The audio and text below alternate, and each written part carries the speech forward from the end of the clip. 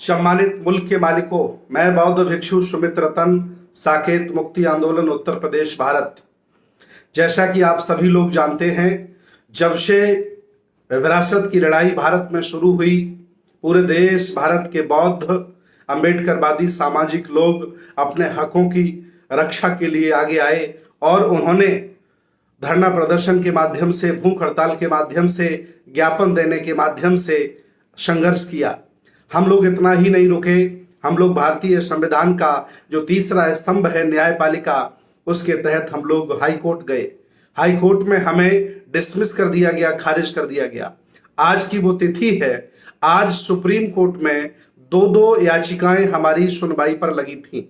Doctor Ambedkar Bodhikunj foundation Munger Bihar, the Buddhist society of India Maharashtra Bihar, ये सारी याचिकाएं आज सुनवाई पर लगी थी।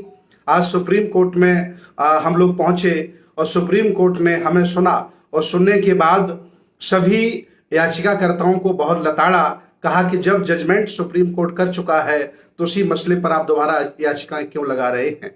और उन्होंने प्रधानमंत्री को कोटेड करते हुए कहा कि प्रधानमंत्री कहते रहते हैं कि देश भारत को कमजोर करने के लिए, राम मंदिर ना बनने के लिए जिस तरह से विदेशी फंडिंग हो रही है, मुझे आशा ही नहीं बल्कि पूरा विश्वास है कि ये लोग भी विदेशी फंडिंग जुटा रहे हैं, इसलिए बार बार याचिकाएं कर रहे हैं।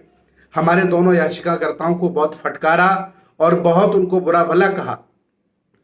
सुप्रीम कोर्ट यहीं तक नहीं रुका, सुप्रीम कोर्ट ने हम लोगों के खिलाफ 1-1 लाख रुपए का जुर्माना लगाया और सीबीआई जांच कराने की मांग की। पता किया जाए कि लोगों को विदेशी फंड कितना मिला है।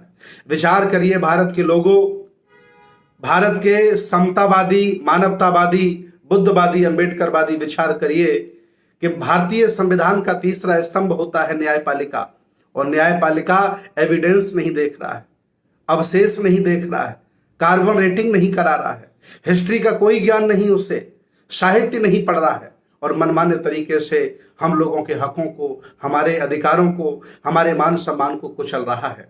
मुझे अब हाई कोर्ट पर और सुप्रीम कोर्ट पर विश्वास नहीं रहा है। मैं भारत के बौद्धों से, मानवतावादी लोगों से, विज्ञानवादी लोगों से, तर्कवादी लोगों से आह्वान करता हूं कि अब आप सुप्रीम कोर्ट, हाई कोर्ट के चक्कर में ना पड़े, आप सीधे जनता की अदालत में पहुंचे और जनता की अदालत ही इनकी मति को ठिकाने लगा सकती है। हम सब लोग आहत हैं, बहुत दुखी हैं कि आज सुप्रीम कोर्ट ने हम बौद्धों की कोई नहीं सुनी, एक भी नहीं मानी। हम लोग बहुत आहत हैं।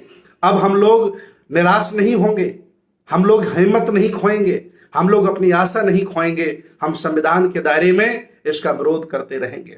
जब भी कभी इतिहास लिखा जाएगा, हम लोगों का नाम कायरों में नहीं, हम लोगों का बहादुरों में लिखा जाएगा। इस आंदोलन में जितने भी लोग सामाजिक, राजनीतिक, धार्मिक, आर्थिक लोग इस आंदोलन का साथ दे रहे हैं, मैं सभी लोगों के प्रति बहुत बहुत मंगल कामनाएं प्रेषित करता हूं। बहुत बहुत शुक्रगुजार हूं कि आप लोग हमारे आह्वान पर हमारे साथ लगे रहते हैं। आज बहुत बुरी खबर है कि आज सुप्रीम कोर्ट ने जुर्माना लगाया है कि आपकी हिम्मत कैसे पड़ी, आप सुप्रीम कोर्ट राम मंदिर के खिलाफ चले आए। इससे बुरा दिन कुछ नहीं हो सकता है। ये लोकतंत्र की हत्या है, ये लोकतंत्र की हत्या है, तानाशाही है। देश तानाशाही और लोकतंत्र की खिलाफत के साथ आगे बढ़ रहा है।